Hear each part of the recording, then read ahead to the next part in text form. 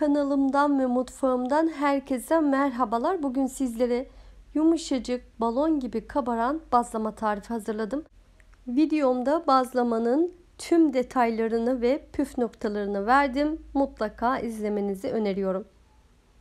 Hamur için gerekli malzemelerim 1 su bardağı ılık süt, 1 su bardağı ılık su, 1,5 yemek kaşığı toz şeker, 1 paket kuru maya, dilerseniz yaş mayayı da kullanabilirsiniz, yarım paket. Sıvı malzemeyi şöyle bir çırpıyorum.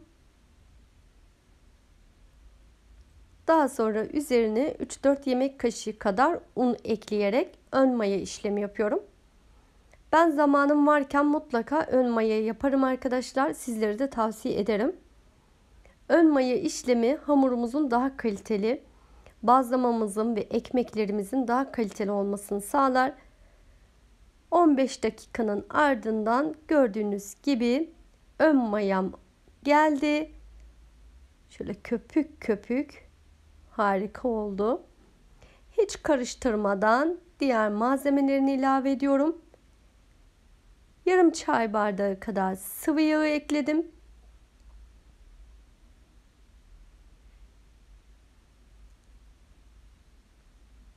Ve unu ilave ediyorum. Ne kadar un kullandığımı ve malzeme listesini açıklama bölümünü eklerim. Oradan ulaşabilirsiniz.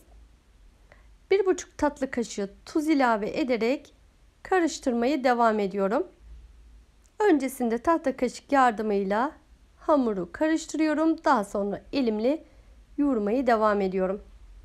Her zaman yaptığım gibi arkadaşlar, unu bir anda hepsini boşaltmıyorum. Bir yarısını öncesinde, bir yarısını da daha sonrasında ekledim. Artık elimle yoğuruyorum. Kıvamına baktıkça un ilavesi yapacağım. Lütfen sizler de bu şekilde yoğurun hamurunuzu. Bazlama hamuru diğer hamurlar gibi ele yapışmayan yumuşak bir hamur değil, ele yapışan bir hamur olacak. Lütfen bunu kaçırmayın. Yapımı kolay ama ince detayları var. Lütfen o ince detayları atlamayalım. Evet, bu şekilde iyice hamuru toparlıyorum. 2 yemek kaşığı kadar daha un ekliyorum. Ve elimi yıkadım, temizledim. Eğer elinizi yıkarsanız hamurunuz daha az yapışacaktır elinizi. Şöyle toparlıyorum. Dilerseniz yağ kullanarak da toparlayabilirsiniz. Şöyle üzerini düzeltiyorum. Bir miktar un serperek streçleyip yaklaşık 35-40 dakika arası mayalandırmayı bırakıyorum. Artık odalar sıcak olduğu için, petekler olduğu için ben peteğin üzerine koydum. 30 dakika kadar mayalandırdım. Gördüğünüz gibi hamurumuz 2 katına çıktı. Maşallah çok da güzel kabardı. Şöyle üzerindeki streci alıyorum. Un serptiğimiz halde yapışmış. Şöyle üzerinden alıyorum. Hamur kesme kartıyla streçteki hamurları ziyan etmiyoruz. Bu şekilde alalım. Eğer yumuşacık bazlamalar yapmak istiyorsanız sırası geldikçe tüm detaylarını vereceğim arkadaşlar. İnanın çok zor değil. Hatta çok basit. Şöyle üzerine hafif un serperek hamuru toparlıyorum. Havasını aldırıyorum. Kesinlikle çok fazla ezmiyoruz hamuru. Tezgaha un serperek hamuru tezgaha alıyorum. Ve artık bezeleri ayırıyorum. Şöyle kaptaki tüm hamurları aldım. Şöyle gördüğünüz gibi ezmeden hamuru toparlıyorum. Elimle şöyle yuvarlıyorum. İster küçük bezeleri ayırarak daha çok bazlama yapabilirsiniz. İsterseniz büyük büyük yaparak daha az bazlama yapabilirsiniz. Bunu kendinize göre ayarlayabilirsiniz. Ben 6 tane beze böldüm. Daha sonrasında Üzerlerinden biraz alarak bir tane daha çoğalttım. 7 tane toplamda bazlama çıkardım. Şöyle bakın, hatta elime hafif hafif yapışıyor. Hiç problem değil. Kesinlikle un takviyesi yapmıyorsunuz.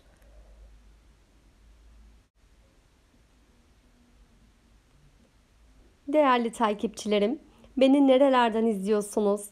Bir de hangi videomla ilk kez sizinle karşılaştık? Yorum kısmını yazarsanız sevinirim. Çünkü merak ediyorum sizlerin nerelerden izlediğinizi ve hangi videomla beni keşfettiğinizi merak ediyorum. Evet, bütün hamurları, bezeyi yaptım. Şöyle mutlaka un serpin. Bezelerinizi koyduğunuz yeri mutlaka un serpin. Aksi takdirde yapışacaktır. Elimle hafif hafif bastırarak bezeleri büyütüyorum. Dilerseniz bu şekilde elinizle açabilirsiniz. Dilerseniz de biraz sonra da göstereceğim. Merdane ile de açabilirsiniz. Merdane ile açacaksanız lütfen çok bastırarak değil, hafif hafif dokunarak açmanızı tavsiye ederim. Açmış olduğumuz hamurları bir sofra örtüsüne alalım ve üzerini mutlaka örtelim. Eğer örtmezseniz üzeri kabuk tutar ve güzel bir bazlama elde edemezsiniz. Videomu buraya kadar gelen değerli takipçilerime küçük bir hatırlatma yapmak istiyorum. Eğer ki sizinle ilk kez bu videoda karşılaştıysak kanalıma abone olmayı, videolarımı beğendiyseniz beğenmeyi lütfen unutmayın. Bir de bildirim sesini açarsanız en yeni birbirinden lezzetli tariflerim size anında bildirim olarak gelecektir. Tariflerimi görmesini istediğiniz arkadaşlarınızla sosyal medya hesaplarından paylaşarak daha çok kitleye ulaşmama yardımcı olabilirsiniz. Her birinize desteklerinizden dolayı çok ama çok teşekkür ediyorum. Sofra örtüsünü aldım, üzerini örtüyorum ve yarım saat yer mayası yapıyoruz. En önemli püf noktalarından ikincisi de budur arkadaşlar. Yer mayası mutlaka yapalım. Bazlamaları ısınmış olan tavayı alalım. Tavanız mutlaka ve mutlaka sıcak olmalı arkadaşlar. Soğuk bir tavaya kesinlikle almıyorsunuz. Bir de ocağınızın çok yüksek olması gerekiyor. Bazlamaları kurutmadan hemen pişirmemiz gerekiyor. Aksi takdirde kuru bazlama olacaktır. Bu önemli püf noktaları dikkat edelim. Balon balon ne kadar güzel oldu gördüğünüz gibi. Şöyle yakından göstereyim. Yumuşacık balon gibi bazlamalar elde ediyoruz. Tekrar ayrıntıyı anlatmak istiyorum sizlere. Sıcak tavaya koyduğumuz bazlamayı bu şekilde çevirerek pişirelim.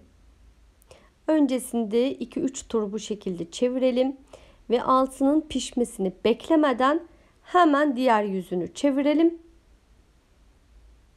Bu şekilde bazlama kabaracaktır.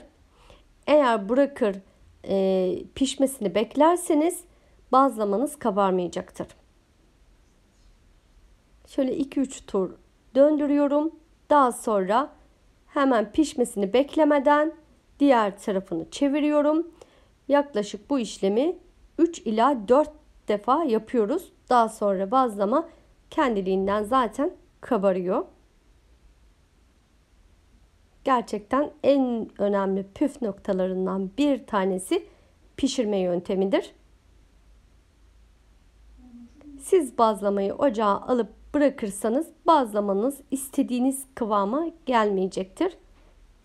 Bakın nasıl güzel kabarıyor.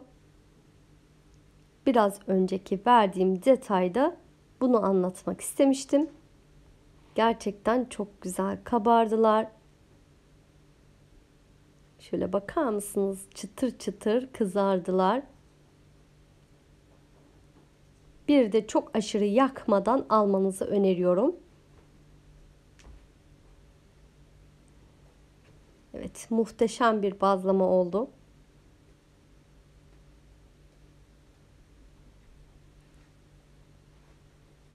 Yine de aklınıza takılan bir soru olursa yorum kısmını yazarsanız sizlere oradan yardımcı olabilirim. Her birinizin yorumlarını tek tek okuyorum arkadaşlar. Tek tek dönmeye çalışıyorum. Hepinizi desteklerinizden dolayı çok teşekkür ediyorum. Evet, bir de pişirdiğimiz bazlamaları her seferinde üzerine örterek bir sofra örtüsünü alalım. Yumuşak olması için bu da en önemli püf noktalarından bir tanesi. Şöyle yumuşaklığını gösteriyorum. İnanın çok güzel oldular. Ben tereyağı sürerek servis ediyorum. Şöyle 3 tanesini şimdi yiyeceğimiz için tereyağı alıyorum. Diğer kalan bazlamaları da yiyeceğimiz zaman tereyağı sürmeyi tercih ediyorum.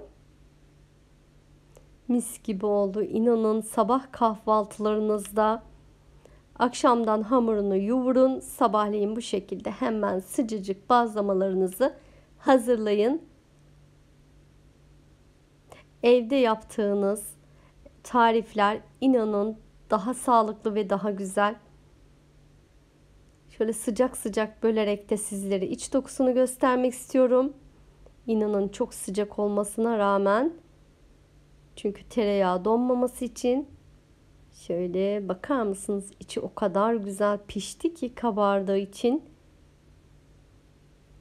Bir güzel tarif daha verdim bugün sizlere. Umarım beğenmişsinizdir. Beni Instagram adresimden de takibe alarak oradan da destekleyebilirsiniz. Filiz'in Sunumlar 11 sayfası bana aittir. Hepiniz çok teşekkür ederim. Yepyeni tariflerimde görüşmek üzere. Beni izlediğiniz için çok ama çok teşekkür ediyorum. Kendinize çok iyi bakın. Sağlıklı kalın. Hoşça kalın.